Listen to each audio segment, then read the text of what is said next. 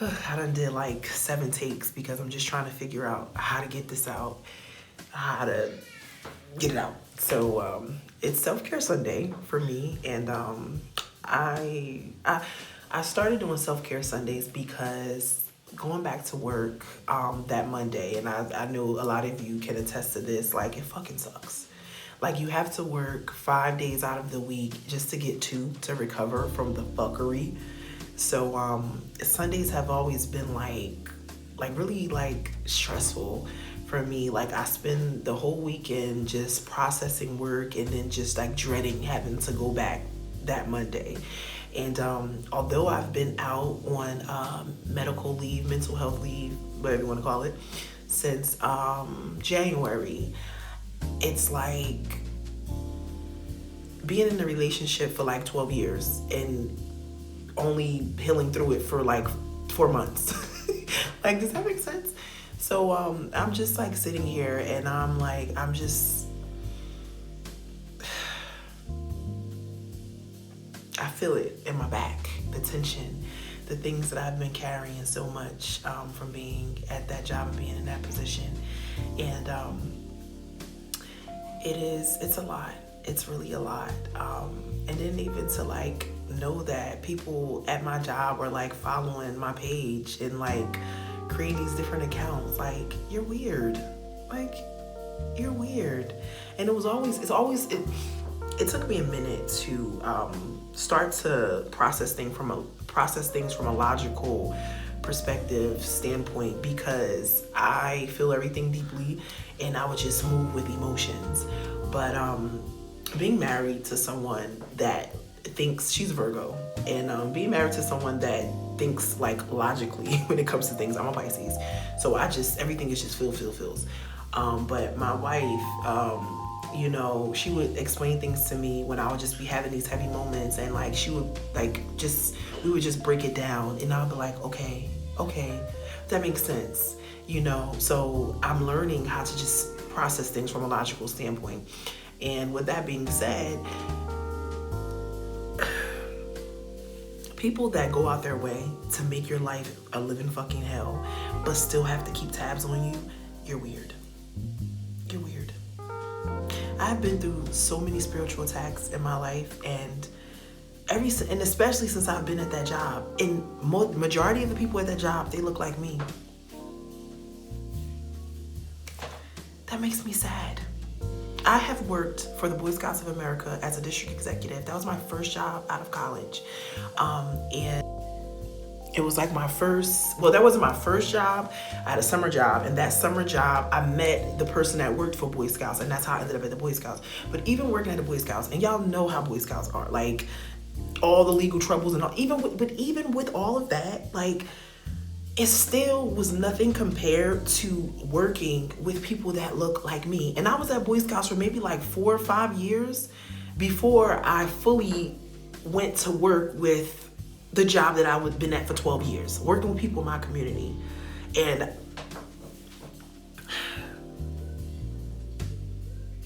it just really fucking sucks when people will go out their way for you to not be seen.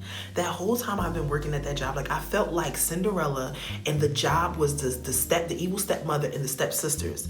Like, shine the brightest. And I am tooting my own motherfucking horn. Whatever position I was in, whatever job that they gave me, like I did that shit. Like I did it. Like, even with whatever like bumps in the road, it didn't matter. I still did that shit. And I still found people to be on my team, or whoever they gave to me, to still make sure like it got done. But I know that a lot of that shit didn't run without me. And I remember there was a time working 2 jobs. I literally was working at Boy Scouts and running a night program for them. And I remember like leaving one job, making a phone call in the bathroom, like, hey, I need to order pizzas and sandwiches, like leaving that job to head to the next one. And I remember walking inside the gym and being like bombarded by 50 fucking kids, like tackled to the ground by 50 kids. Miss Tasha, just doing so much for these children, so much, and to be treated that way. And like I'm still trying to like piece my sanity together, because that was like really fucked up. And get my Sundays back. But it's like the way that these jobs do people, like that shit needs to be talked about more. Because it's like you are nothing without these people that are doing the fucking legwork. They're nothing without us. And they treat us like shit. Because for a lot of us, this is all we have. Like, we have to provide for our families, you know, so you need the money, you need the benefits. And sometimes you're scared to just even like, fuck that job and move on to the next, because it's like, it could just be, you're afraid because you never stepped out. This could have been your only job. And you also could just be afraid because it's like, listen, I got a family to take care of. My nerves are bad. And I am working so hard to regulate my nervous system, to regulate myself, period, from this job. And like, I still have dreams about this job. And I sit up and I like try to process like I don't want to be attached to that anymore. Like, I don't, you know, I used to feel like I had so much more to prove. And it's like, I proved it from the moment you know, I did the collaborations with the Boy Scouts in this job. Like 100 kids every summer got to go to camp for free. Kids from my community. Because it's like, I don't want you to think because we grew up in the inner city, like that's it. I've did everything that I can do. And I had to just accept that, like, you don't need nobody to tell you that you the shit. You know that you the shit. You don't need nobody to tell you that.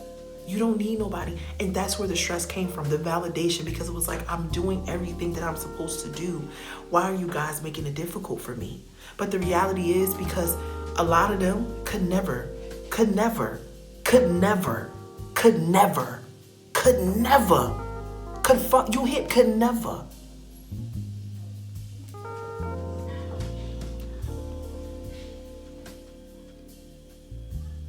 following somebody's page just to monitor them, you're fucking weird. You're weird, and you're not well. You're not well. I don't know why I used to be so afraid to deal with people. No, actually, I do know why. The way I was raised. Because I know I'm a mighty fucking force and a warrior at that. And my family being like that, they ain't like that. They don't like that. They were like, no, you can't be like that. My mom even joked and was like, okay, I am Mrs. I Am Woman, hear me roar. Like, that's not nice.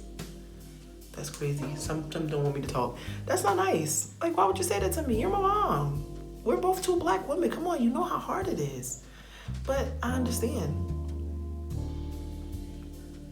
She's stuck in that loop, and I'm not. That job is a loop that siphons your energy. And no thank you. No fucking thank you. And I used to feel like I am nothing without this job. But no, the job is nothing without me. It's the other way around. I'm going to be good no matter where I go, no matter what I decide to choose, because it's in me. It's who I am. So I'm working to heal my little girl that's been shitted on so much. Because people seen that light. Those adults, they seen that light as a child, and they didn't like that. I had adults in my family that literally would beat the shit out of me just for like existing. I remember somebody sneezed, right? And I said, bless you. And the person said, thank you. And I said, you're welcome. A person that was a cousin of mine, an older cousin that was watching me, she smacked the shit out of me. And she was like, you don't say you're welcome. That wasn't necessary. I have been surrounded around a whole bunch of people that did not, like, they couldn't even like take who I was. And like, that's crazy because my arms is like fucking shaking. No more. My son is going to be different. He's going to see different. He's going to know he's exactly who he think he is. Because I've always been like that. Always been exactly who I thought I was. It was the people around me that did that to me. But I needed them to do that to propel me to this next chapter of my life. So let's fucking get it. I love y'all.